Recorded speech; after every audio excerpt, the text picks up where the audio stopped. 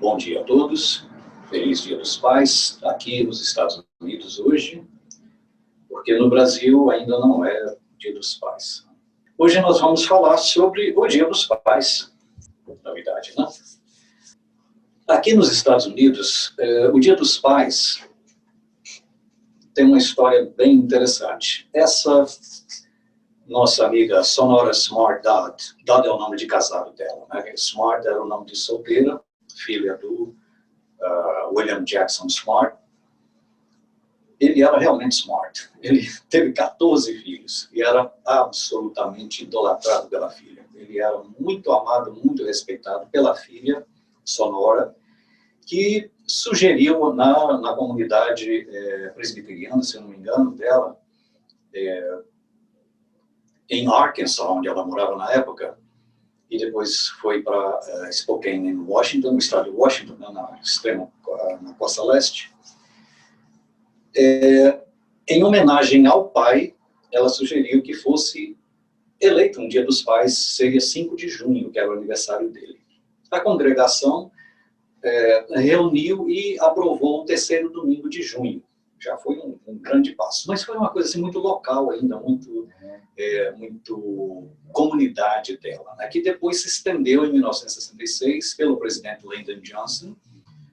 Ele como que oficializou como um feriado, uma data reconhecidamente nacional, como o 3º domingo de junho, o que já estava acontecendo. E, finalmente, em 72, o presidente Nixon oficializou como feriado nacional mesmo, o 3º domingo de junho, Dia dos Pais, aqui nos Estados Unidos. E lá na Pátria Amada, idolatrada, salve, salve, dia 16 de agosto de 1953, muito antes de eu ter nascido, pelo publicitário Silvio Bering, né, diretor do jornal e da rádio Globo, o jornal O Globo e a rádio Globo. Mas esse aqui já foi um pouquinho mais assim com vistas ao marketing, né? Ele queria realmente ter um dia dedicado aos pais, mas que fosse realmente uma grande venda de presentes no comércio. E ficou estabelecido. Então, seria primeiro associado, né, ao feriado de São Joaquim, que é o pai de Maria, mãe de Jesus, avô de Jesus, né? Então, estabeleceu-se que seria no 2º domingo de agosto, né, que coincidiu também, o Dia dos Pais no Brasil. Alguns outros países têm em datas diferentes também, que não é o nosso caso a gente mencionar aqui. É só para a gente ter um conhecimento, né, lembrar de como essas datas ocorreram, como era celebrado, né, o Dia dos Pais, como é que isso surgiu aqui na nossa terra natal e nesse país que nos acolheu, nossa nova casa.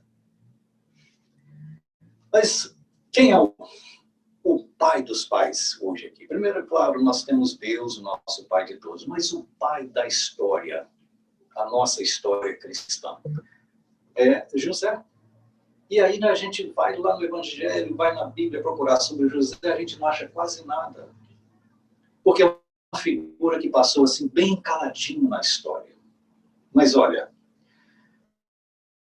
no primeiro capítulo do livro A Caminho da Luz, de Emmanuel, que conta a história desde a criação, anterior à criação do nosso planeta, ele inicia o primeiro capítulo dizendo que rezam as tradições do mundo espiritual, que na direção de todos os fenômenos da vida das comunidades da nossa galáxia, existe uma comunidade de espíritos puros e eleitos pelo Senhor do Universo, da qual é Jesus um dos membros divinos. E essa comunidade de espíritos puros, pelo que nos é dado saber, diz Emmanuel, só se reuniu 2 vezes no escoar incessante dos séculos. A primeira se deu, a primeira reunião dessa comunidade de espíritos puros, quando a massa que constituiria a Terra se desprendia da nebulosa solar para dar início à vida na matéria, os pródromos da vida na matéria. Né? E a segunda vez para discutir a vinda de Jesus ao planeta. Muitos e muitos e muitos e muitos milhares de anos mais tarde, essa mesma comunidade se reuniu novamente para tomar essa decisão, para discutir esse plano. Aí a gente volta lá em André Luiz, os mensageiros. A gente vai ver sobre e especificamente do Segismundo, que é um dos ícones de André Luiz, essa passagem, né, esse capítulo sobre a reencarnação de Segismundo. Porque fala detalhadamente, André Luiz nos traz detalhes técnicos, detalhes morais, detalhes sobre vários aspectos do planejamento de uma reencarnação. Agora, vocês imaginam planejar a encarnação de Jesus no planeta. Jesus é aquele espírito, parte daquela comunidade de espíritos puros e eleitos pelo Senhor do Universo, a quem foi dado a direção do planeta Terra. Então, ele é o nosso presidente geral, é o nosso chefe no planeta. Agora, imagina o planejamento da encarnação desse ser aqui no planeta que se deu uma vez. Todos nós sabemos a história, mais ou menos, né, como é. Se no planejamento reencarnatório de seres mortais comuns como todos nós, os espíritos trabalham minuciosamente, planejam quem vai ser a mãe, quem vai ser o pai, tem um acordo dos dois, porque nada é forçado, com raríssimas exceções. Tudo. A história do indivíduo está sendo toda planejada. Como os engenheiros, arquitetos colocam os planos na mesa para construir um grande edifício. Ou uma simples casinha. Tudo tem que passar por um planejamento, tudo é escrito, toda a base, até a conclusão do projeto. Imagina uma reencarnação. Então, a nossa reencarnação de seres comuns, humildes, simples ainda, ignorantes, pecadores, devedores, é sofisticada. Imagina a de Jesus. Agora, imagina escolher o pai e a mãe de Jesus. Então, por aí nós já vemos que, por mais anônimo que José se fez passar em sua encarnação na época de Jesus, para ser o pai de Jesus, ele era alguém com bastante vistas nessa comunidade de espíritos perfeitos. Ele não foi escolhido no Unidunité. Ele foi escolhido a dedo, assim como Maria. Porque de Maria se fala muito também, apesar de não ter ainda tanta referência dela. São poucas as passagens nos evangelhos. Mas Maria ficou consagrada mesmo, como a mãe de todos nós, né? A mãe santíssima que todos nós abraçamos carinhosamente, fizemos dela a nossa própria mãe. Mas José ficou meio de lado, porque ele sempre se fez bastante, vamos dizer assim, anônimo mesmo, né? Mas a gente só pensa uma coisa. Deus entregou Jesus nas mãos de Maria. Falou, toma, vai cuidar aqui do meu filho especial. Né? Porque Jesus não era o único filho de Deus, como algumas pessoas falam, né? Consideram até hoje Jesus o filho de Deus. Todos nós somos filhos de Deus. Jesus um dia foi como nós também. Né? Mas, vamos dizer, carinhosamente assim, Deus entregou Jesus nas mãos de Maria e falou, toma, cuida desse filho para mim, eduque-o, faça-o crescer um grande homem, porque a missão dele é importante. Então, Maria, eis aqui a tua serva. E José? Deus fez ainda, deu um fardo ainda mais pesado para ele. José, toma aqui Maria e Jesus. Você vai cuidar desses dois para mim. E vai fazer deles a sua família, vai cuidar para que tudo dê certinho, porque aí está o governador do planeta, que você vai ter a responsabilidade de fazê-lo crescer, educá-lo na vida comum do país, da região, da comunidade onde vocês vivem, até chegar o momento do seu messianato. É que Deus não deu todos os detalhes para ele, né? Que naquele momento da chegada do início do messianato, José já não estaria por aqui. Né? Mas imagina se no ímpeto masculino, quando um homem vê um familiar, um ente querido, ou às vezes até mesmo uma pessoa comum sendo injustiçado, sendo massacrado pelo ímpeto masculino, né? Isso é normal, é da raça, isso está nos hormônios. É a gente pular na frente e se defender, e defender, agir. Né? Não é como o ímpeto feminino que reconhece a fragilidade física e não vai intervir, na maioria dos casos, não vai intervir numa ação violenta, por exemplo. Como o próprio Pedro fez no momento que viu que Jesus seria preso, no momento que Judas o delatou e os soldados romanos estavam vindos, né, acompanhados dos representantes do Sinédrio, para levar Jesus, no momento que começou, né, a história do Calvário, ele ainda sacou da espada e tentou defender o mestre. Nós conhecemos essa passagem. Né? Por quê? É o ímpeto, é o homem. Agora, imagina se Jesus não tivesse parado Pedro naquele momento. Pedro não seria quem foi. Não faria no cristianismo tudo o que ele fez por nós. Né? Porque ele seria morto naquele momento. Talvez até por isso mesmo José já não estava presente, mas já não estava no planeta mais, na vida aqui da matéria, quando Jesus foi preso. Porque ele não deixaria aquilo ali acontecer. Quer dizer, ele tentaria impedir pelo ímpeto do pai, do ser masculino, e seria primeiramente assassinado. Seria imediatamente eliminado. Né?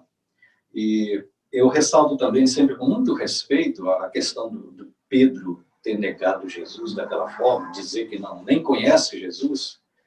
Por quê? Não por maldade, mas por medo. E justamente para sobreviver e nos trazer e ser o que Jesus esperava dele, a pedra sólida, fundamental, né, do cristianismo. Eu gostaria de ler na íntegra aqui uma página de Emmanuel, do livro Levantar e Seguir, que ele fala sobre José. Eu destaquei ali no slide só uma frase. Mas Emmanuel diz, se referindo a Mateus capítulo 1, versículo 20 também, Emmanuel diz, em geral, quando nos referimos aos vultos masculinos que se movimentam na tela gloriosa da mansão de Jesus, atendemos para a precariedade de seus companheiros, fixando quase sempre somente os derradeiros quadros de sua passagem no mundo. Então ele fala aqui daqueles homens simples, ignorantes, quase praticamente analfabetos, né, que ele recrutou como discípulos, os 12 discípulos. Né? É preciso, porém, observar que, a par de beneficiários ingratos, de ouvintes indiferentes, de perseguidores cruéis e de discípulos vacilantes, houve um homem integral que atendeu a Jesus, hipotecando-lhe o coração sem mácula e a consciência pura.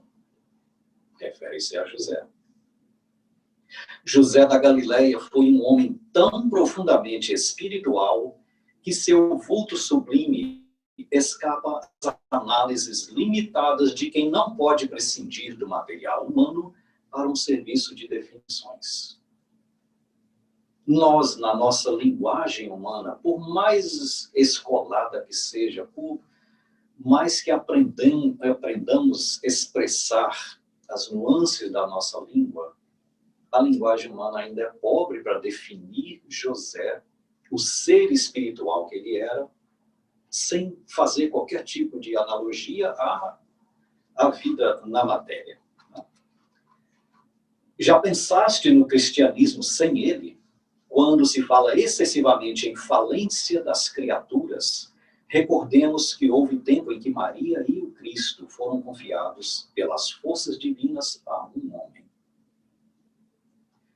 quando se fala excessivamente em falência das criaturas. Aquela comunidade de espíritos puros e eleitos pelo Senhor do Universo que elegeu José como o pai de Jesus, quando Jesus viesse à Terra, eles apostaram tudo no José.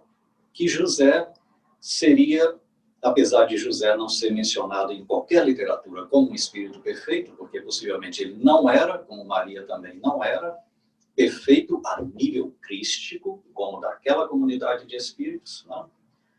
Mas eles já sabiam que José não seria desses que falhariam por pouca coisa. Eles consideravam José, assim, 99% infalível. Por isso, confiaram a ele essa missão. Entretanto, embora honrado pela solicitação de um anjo, nunca se vangloriou da dádiva tão alta. O anjo Gabriel, que apareceu para ele, explicou o caso, Maria estaria grávida, de certa forma. Não vem ao nosso caso aqui, que é muito discutível essa questão de como Maria engravidou, né? Porque os homens fazem tremendo mistério em torno de virgindade feminina, né? Que é a questão cultural da nossa raça, infelizmente, mas não vem ao nosso caso. Mas o anjo, segundo a história, segundo a Bíblia, também visitou José e falou: é real, tome conta, você também faz parte desse plano, não é só Maria. E, não obstante contemplar-se,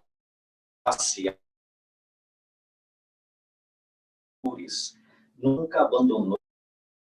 Então, Emmanuel vai cada vez, né, vai relatando como, apesar de José saber quem era Jesus, saber quem era aquele ser que ele estava criando, que ele estava preparando, ele nunca tirou qualquer tipo de vantagem, nem passou pela cabeça tirar vantagem daquela posição. Aí me lembra o Chico dizendo, Chico Xavier, naquela humildade tremenda. O pai dele muito simples também, o Senhor, segundo ele diz, né, de uma honestidade, um caráter, uma coisa incrível, mas muita simplicidade. E quando ele começou a vender, começou a publicar os livros, né, e o pai viu que aquilo ali realmente era uma coisa fantástica, era um ser especial também que estava ali na casa dele, né, filho dele.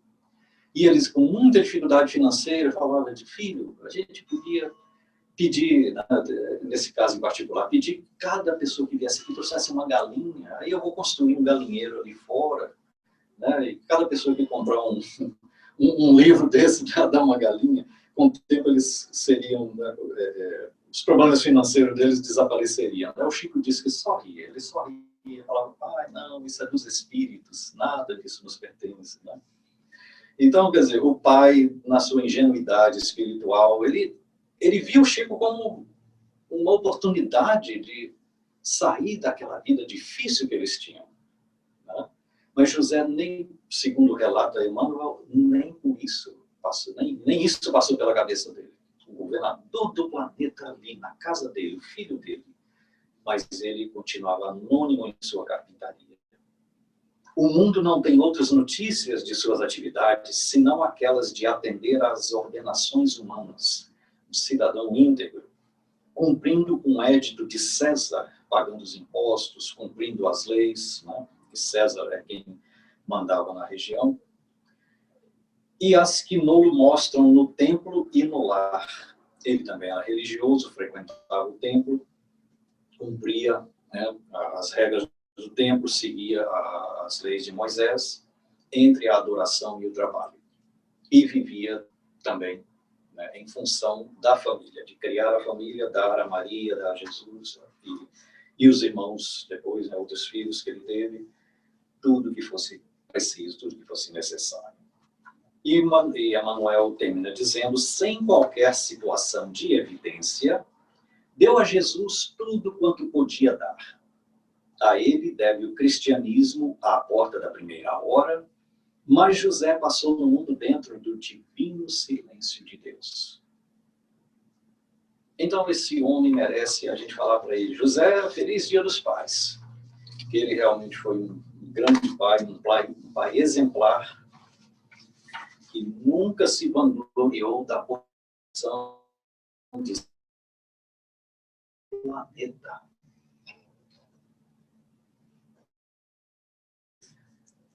E aí nos vem aquela reflexão: como está a nossa relação com o nosso Pai? O Deus Criador do céu e da terra, Criador do universo, de todos nós, Criador de tudo que existe, todos os seres e todas as coisas, o nosso Pai. Como está a nossa relação com Ele? E aí a gente volta um pouquinho no tempo, 7 dias atrás, uma semana, nós estávamos aqui nesse mesmo local, mas o nosso companheiro Marcos estava aqui com a palavra, e ele nos falou muito sobre esse nosso diálogo com o nosso Pai, essa intimidade que nós temos, nós podemos ter com o nosso Pai, o Deus. A um certo ponto da trajetória dos discípulos seguindo Jesus, eles já estavam incomodados, porque Jesus orava de uma maneira, e Jesus fazia acontecer tudo que eles viam diante de seus olhos, que ninguém jamais havia feito daquela forma: ressuscitar morto, fazer cego ver, fazer aleijado andar, curar lepra, que era incurável, e fazia de tudo. Então, Jesus falava do Pai, falava da vida eterna, falava da fé que transporta montanhas. Jesus falava de como ele fazia aquelas coisas, mas eles não entendiam. Como muitos de nós não entendem até hoje. Mas aí Felipe ficou uma hora lá, meio nervoso, falou: Jesus, mostra-nos o Pai. Deixa desse negócio de parábola, de isso e aquilo, e lero, vai direto ao assunto, mostra-nos o Pai. Eu quero ver o Pai, nós queremos ver o Pai. Como é essa sua ligação com o Pai? E Jesus, segundo o relato de João, capítulo 14, você não me conhece, Felipe, mesmo depois de eu ter estado com vocês durante tanto tempo. Quem me vê, vê o Pai. Como você pode dizer, mostra-nos o Pai? E aí algumas pessoas pegam nesse trechinho também para dizer que Jesus era Deus. Jesus, Deus encarnou aqui na Terra e Jesus era Deus. Porque um pouquinho mais de estudo na doutrina espírita, a gente vai facilmente concluir que não é assim. Jesus está... que ele já chegou. Porque vamos voltar novamente às nossas primeiras palavras de hoje aqui.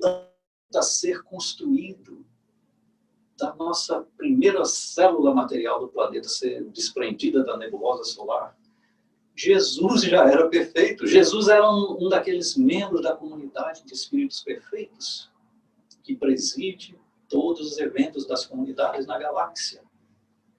Então, antes da criação do planeta, Jesus já havia atingido a perfeição que todos nós estamos no schedule para atingir também, cada um de nós a seu passo.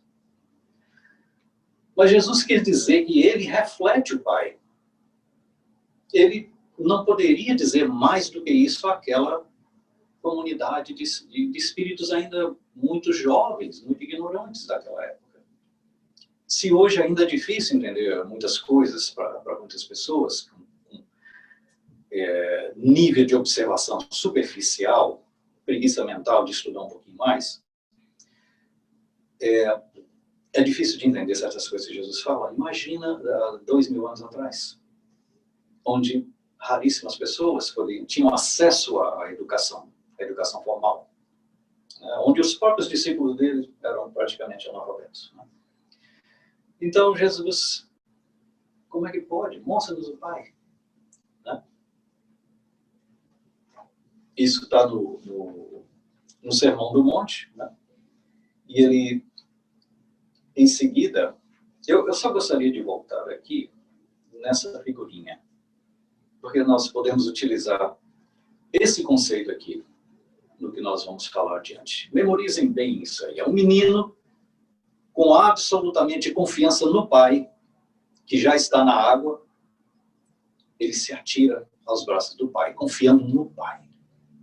Ele não sabe a profundidade da água, ele não sabe nadar, ele não sabe nada do que vem pelos próximos segundos depois que ele se atirou.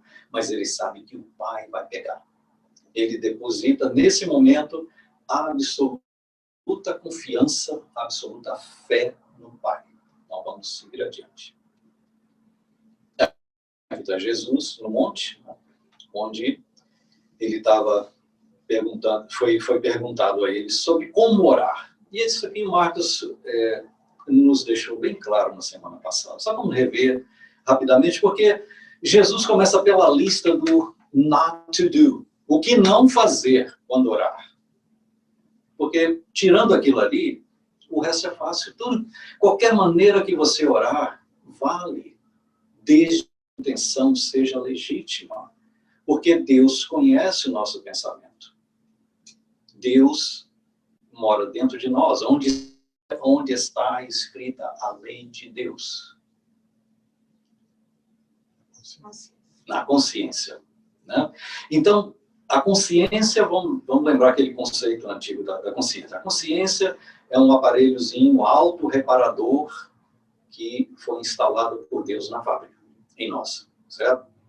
Então, a consciência é a própria manifestação de Deus dentro de nós. Então, Deus conhece tudo que está dentro do nosso ser, conhece os recantos mais recônditos da nossa alma. Então, se nós vamos orar para Ele, chamar de Pai, chamar de Deus, chamar do que quer que seja, pedir, reclamar, tudo vale. Deus sabe o que está acontecendo, Ele já conhece a nossa situação todinha, só quer saber que a gente está em contato com Ele. Então, Jesus dá uma listinha aqui do que não fazer, como não orar. É mais fácil. Se você souber isso aqui, o resto você vai aprendendo. À medida que você vai crescendo espiritualmente, a gente vai aprendendo a fazer o to-do list. Mas primeiro vamos ao to-do. Então, quando vocês orarem, isso aqui é a nova versão da internacional da Bíblia, né? Que já trata diretamente na linguagem mais simples. Em vez de vós e tu, ele já traz você, né, vocês. Então, quando vocês orarem, dizia Jesus, segundo Mateus, não sejam como os hipócritas. Eles gostam de ficar orando em pé nas sinagogas e nas esquinas, a fim de serem vistos pelos outros. Eu asseguro que eles já receberam sua plena recompensa, que é ser visto, ser elogiado, ser respeitado, né, pelos que os veem, né, mais ignorantes do que eles, achando que realmente aquele indivíduo ali, aquele fariseu está ali orando para Deus, e que Deus está ouvindo as orações dele. Né? E mais uma listinha. E quando orar também, não fique sempre repetindo a mesma coisa, como fazem os pagãos. Eles pensam que por muito falarem serão ouvidos.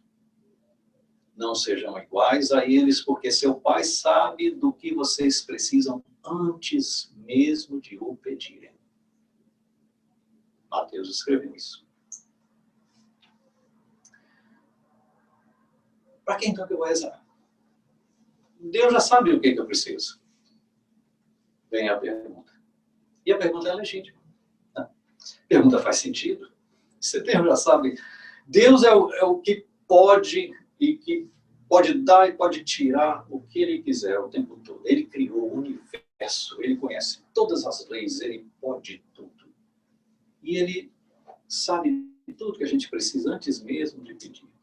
Porque como é que a gente reza? A gente fala, Deus, meu Pai do céu, me dá isso, me dá aquilo. Aqui vai a minha lista de pedidos. Toma nota, por favor.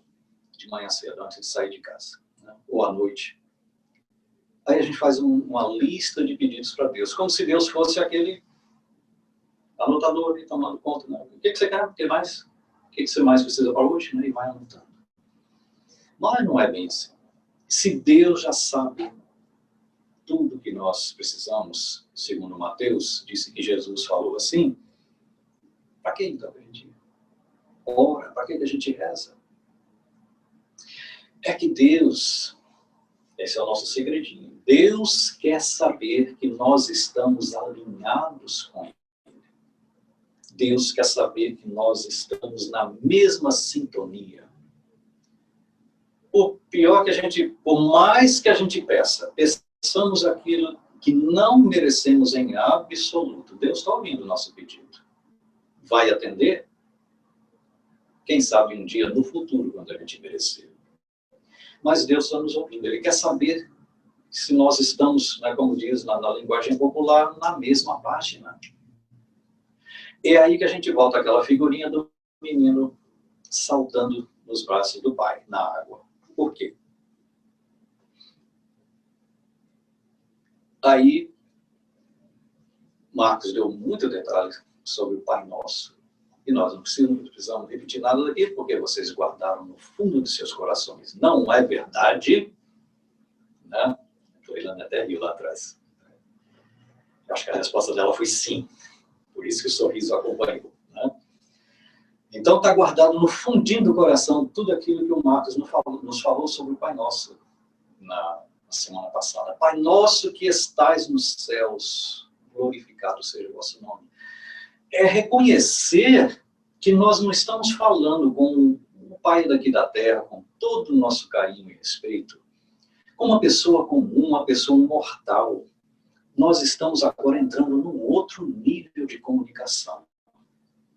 E que não vai haver falsidade. Porque Jesus foi bem claro ali na lista do o que não fazer, como não rezar, como não orar. Porque Jesus nunca foi complacente com a hipocrisia. Se há uma coisa que ele combateu nos evangelhos, vocês podem ver em várias passagens, é a hipocrisia. Ele menciona, inclusive, uma outra passagem que eu achei muito interessante, e trouxe aqui, né, de Lucas, no capítulo 18, de 10 a 14, aquela história que 2 homens subiram ao templo para orar. Um era fariseu e o outro publicano. O fariseu em pé orava no íntimo. O fariseu era aquele que ficava em pé, para todo mundo ver, na esquina, na sinagoga. Deus, te agradeço porque não sou como os outros homens, ladrões, corruptos, adúlteros, nem mesmo como esse publicano. Jejuo 2 vezes por semana e dou o dízimo de tudo quanto ganho. Esse era o fariseu rezando para Deus. Bem alto, para todo mundo ouvir. Microfone sem fio, os speakers bem grandes na praça. Mas o publicano ficou à distância. Ele nem ousava olhar para o céu, mas batendo no peito dizia: Deus, tem misericórdia de mim que sou pecador. E Jesus, ó, thumbs up. Esse é o cara. Esse sim. Eu lhes digo que este homem, não o outro, foi para casa justificado diante de Deus. Pois quem se exalta será humilhado e quem se humilha será exaltado. Então o publicano teve a humildade de se reconhecer pecador diante de Deus e pedindo misericórdia. Em vez do outro dizendo, né, do quanto ele é um cara legal, que ele faz isso, ele faz aquilo, ele dá, ele se mostra, ele faz. Né? Então Jesus nunca foi complacente com a hipocrisia. Pai nosso que estás no céu, glorificado seja o vosso nome, o teu nome, o seu nome, seja a linguagem que a gente quiser usar. Né? Venha a nós o vosso reino. Aí começa um conflitozinho conosco. Porque no nosso dia a dia, peraí, e o meu reino? E a minha família? E o meu trabalho? A minha saúde? Como essa história de venha a nós o vosso reino e seja feita a vossa vontade. E a minha vontade? Como é que fica? E aí a gente volta àquele quadrinho. Porque a nossa fé pode ser traduzida em uma palavra. Fé em Deus. Entrega. É o menino, vamos voltar lá no menino.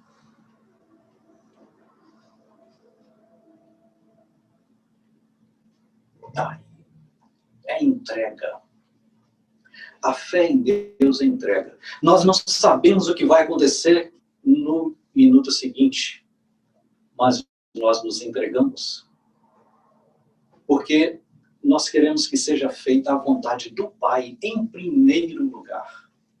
Jesus se entregou naquele momento também, lá no Jardim das Oliveiras, dizendo ao Pai, né, afasta de mim esse cálice, aquela história toda, né, de que alguns até exageram nas traduções, dizendo que Jesus foi atentado, que ele teve medo, que ele chorou, que ele suou frio, mas, na verdade, ele estava se preparando, né, para aquilo que iria começar no momento seguinte. O início da história toda do Calvário. Muito obrigado.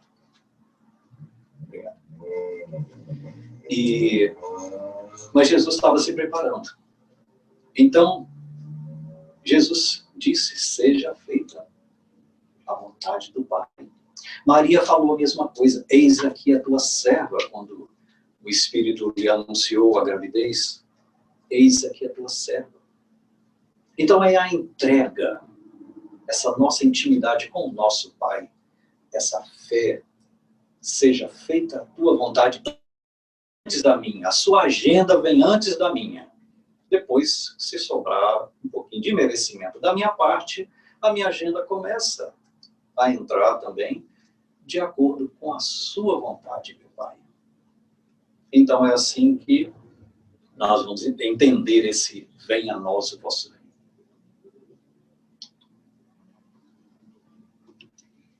Porque se assim não for, a gente pode parar aqui. A gente pode parar a nossa oração aqui. Porque daí para frente nada terá efeito. Nada terá validade. Porque eu estarei sendo o hipócrita que Jesus mencionou lá atrás.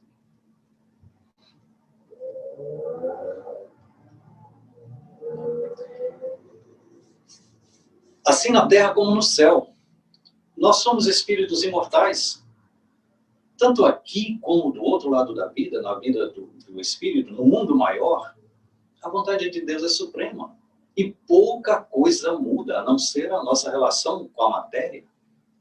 Mas os mundos, a nossa destinação, as nossas escolhas, continuam prevalecendo sobre o nosso destino. Então, no momento em que nós temos essa dificuldade de largar a mão da margem da piscina, porque a gente acha que a piscina é funda, a gente tem medo do que vai acontecer depois. A gente tem medo de largar a mão da margem e pular nos braços de Deus. Entregar, ter aquela entrega perfeita. Por que nós temos esse medo? Porque nós não conhecemos as nossas limitações. Nós já caímos tantas vezes, já afundamos tantas vezes na nossa vida, já atolamos o pé na lama tantas vezes em nossa vida, já cometemos tantas atrocidades. Sem falar no nosso... Eu estou falando da vida presente, tá, gente? Quem ainda não cometeu nenhum errinho nessa encarnação, por favor, levante as mãos, que nós vamos fazer uma homenagem especial aqui a vocês hoje. Mas é igual aquela história do bêbadozinho lá, né? Quando Jesus falou da mulher lá, aquele que nunca errou, atire a primeira pedra. O bêbado não ouviu bem a coisa, e ele tinha uma pontaria da boa, não vou nem contar o resto. Mas aquele dentre nós que não pecou nessa encarnação, ainda não nasceu. Então, nós temos um débito grande. Aí vem a parte seguinte, porque se nós passarmos por esse crivo, porque o Pai Nosso é uma escada. Né? Primeiro, a gente reconhece a autoridade do Pai, do Criador do Universo, que ele não é igual a nós, como muita gente pensa. A gente analisa Deus segundo a nossa vida, segundo o que nós somos, é o Deus antropomórfico. Aí, passamos por aquilo ali. Agora nós já declaramos a Deus também que nós confiamos, nós vamos nos atirar nos braços dele. Entrega a nossa fé, seja feita a vossa vontade, na terra como no céu, ou qualquer outro lugar do universo. O pão nosso de cada dia nos dai hoje. Aí começa o petitório, não? E aí, lá em Provérbios também, tem uma oraçãozinha rapidinha que diz assim, duas coisas, isso no capítulo 30, versículo de 7 a 9 de Provérbios. Duas coisas peço que me dês antes que eu morra.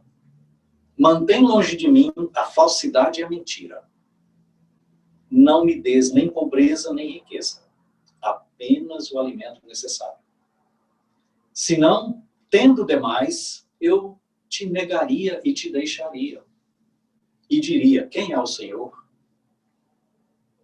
Se eu ficasse pobre, poderia vir a roubar, desonrando assim o nome do meu Deus. Então, em Provérbios, essa pequena oração pode ser introduzida no Pai Nosso também, pode vir depois, pode abrir um parênteses ali, que ela cabe bem. Porque aqui nós estamos pedindo a Deus, né, manter longe de mim a falsidade e a mentira. Aí a gente já está de acordo com Jesus, né, sobre a questão da hipocrisia.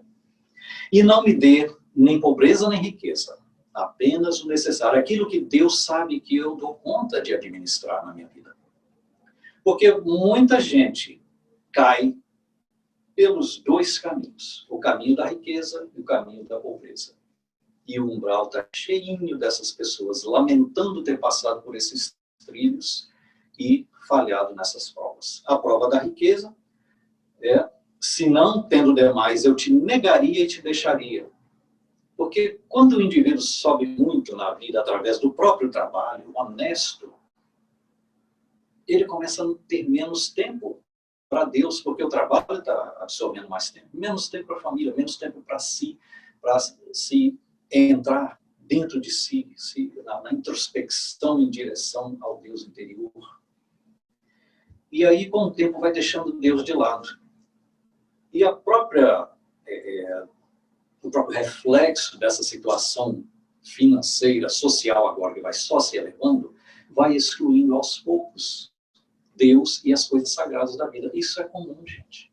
Isso acontece em todos os lugares. Em raras exceções. Né? Te negaria e te deixaria. E aí perde aquela conexão com o Pai e só vai tentar reconectar na hora que vê a coisa feia do lado de cá, já se aproximando do fim, ou mesmo depois que já passou para o lado de lá, que já é tarde. E diria, quem é o Senhor? Já começa até mesmo a questionar a necessidade de Deus em sua vida, como houve século e meio atrás, quase 2 séculos atrás, na França, quando Deus foi excluído do cardápio, né? E agora, infelizmente, nos dias atuais, está acontecendo um movimento similar na França de excluir novamente Deus da vida do francês. Né? Lamentável. E se eu ficasse pobre, poderia vir a roubar.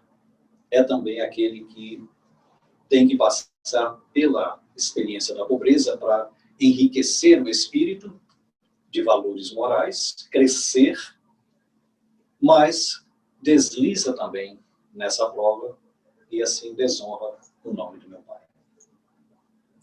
Mantenha longe de mim a falsidade e a mentira, não me des nem pobreza nem riqueza, dá-me apenas o alimento necessário, senão, tendo demais, eu negaria e te deixaria e diria, quem é o Senhor? Se eu ficasse pobre, poderia vir a roubar, desonrando assim o nome de meu Deus. E aí vem a parte seguinte, que perdoa as nossas dívidas como perdoamos aqueles que nos devem. Legal, né? Olha aí, o americano chama de string attached, né? Uma cordinha amarrada, aquela isca que o indivíduo joga e fica esperando o bobo ir buscar, e quando ele vai pegar, ele puxa de volta, né? Perdoa as nossas dívidas como perdoamos, porque quem não deve a Deus? É a mesma pergunta feita de maneira diferente da que eu fiz há pouco, né? Quem nunca errou? Quem não deve a Deus? Então nós queremos ser perdoados, mas há essa condição. Não tem nada melhor, nada mais confortável nessa vida do que alguém chegar para nós e falar assim, ó, fulano, você me deve, e me deve pra caramba, né, Marcos? Eu vou ficar no prejuízo, disse o Marcos na semana passada. Deus prefere ficar no prejuízo do que perder um filho. por isso ele perdoa. Mas ele pede que o filho também perdoe o irmão que o deve. Aí a gente agarra de novo. Nossa oração, é melhor a gente parar aí também. A gente para, toda vez que for orar, para nesse ponto aí e reflete o que precisa do nosso caráter para que a gente possa passar por esse ponto. Enquanto nós não conseguirmos arrancar a última erva daninha que nos impede de perdoar o nosso irmão que nos ofendeu, que nos deve, não faz sentido passar desse momento da oração, porque ela não estará sendo atendida por Deus. Uma das coisas que eu mais prezo nessa vida é o nosso trabalho mediúnico aqui da casa, porque ele traz uma riqueza de ensinamento para nós que participamos dele. E eu tenho a alegria de participar no diálogo. Eu dialogo com os nossos irmãos mais necessitados. E um deles, uma vez, como sempre faço, recomendo a oração, começou a orar porque ele se manifestou em tremendo estado de agonia e sofrimento, porque ele vinha assim há décadas no mundo espiritual, desencarnado, sofrendo porque ele remoía o passado de um erro que ele de uma dívida que alguém não lhe pagou, alguém que o feriu gravemente em sua moral no passado, e ele vinha mantendo aquilo aceso, aquela chama acesa por décadas. E por isso ele vivia nesse estado de miséria espiritual. E acaba numa reunião mediúnica num centro espírita. Então, só há um remédio para isso, é o perdão. O perdão liberta e acaba com esses males. E aí eu sugiro ao indivíduo sempre que ore e peça a Deus, para que a gente tenha certeza, e para que Deus também, e os espíritos superiores também que o estão ajudando, tenham certeza que ele tem sinceridade naquela oração, que ele quer realmente. E aí ele começa a orar, meu Deus, Jesus, eu sempre recomendo orar para Jesus, Jesus, me ajuda a combater esse meu irmão, me ajuda, ele merece o castigo. Não, para aí, meu irmão, faz favor, para mim, eu acho bem simples, eu falei para ele, pare por aí. Sua oração não está sendo ouvida. Não é isso que Jesus nos propõe. Então, Jesus nos propõe realmente sermos legítimos no nosso querer, estarmos alinhados com o nosso Pai. Pai, perdoa a minha dívida, mas na mesma proporção que eu perdoo o meu irmão que me deve. E não me deixe cair em tentação. Essa aí parece ser a parte mais fácil de Deus se resolver. Né? Porque quem é que cai em tentação? É aquele que caminha em direção ao buraco da tentação. O buraco da tentação está para todo lado. Mas Deus nos dá luz própria. Para quem sabe usar a própria luz, para iluminar o caminho e ver onde estão os buracos e só cair no buraco que a gente quer cair com os próprios pés. Essa é a tentação. Deus, então, me ajuda, pelo menos, né? Me dá uma dicasinha, ou seja, me fortaleça. É o que a gente tem que pedir a Deus, força. Porque cair em tentação só depende de nós. E livrar-nos do mal é a consequência de não cair em tentação. O mal está sempre vindo em nossa direção, porque o nosso estágio evolutivo ainda comporta muito mal em nossa atmosfera planetária. No nosso orbe, dos dois lados da vida, o mal ainda tem um grande índice de ocupação nas nações, nas sociedades, nas pessoas, nos corações. Então, se eu peço a Deus para me ajudar, me dar força para não cair nessas tentações, para botar em prática aquilo que eu aprendi, porque é o que nós aprendemos, é o que a doutrina espírita ensina. O centro espírita é uma escola de vida eterna, não é um hospital curador dos corpos, não faz milagres de curar câncer, de curar isso, curar aquilo. mas cura a alma eterna, aquele ser imperecível. Essa é a função principal da casa espírita, educar o espírito imortal. Então aqui nós encontramos todas as ferramentas nessa oração do Pai Nosso. E se nós não conseguirmos passar em cada um daqueles passos, que são poucos, né? Reconhecer a grandeza de Deus diante do universo, diante de nós,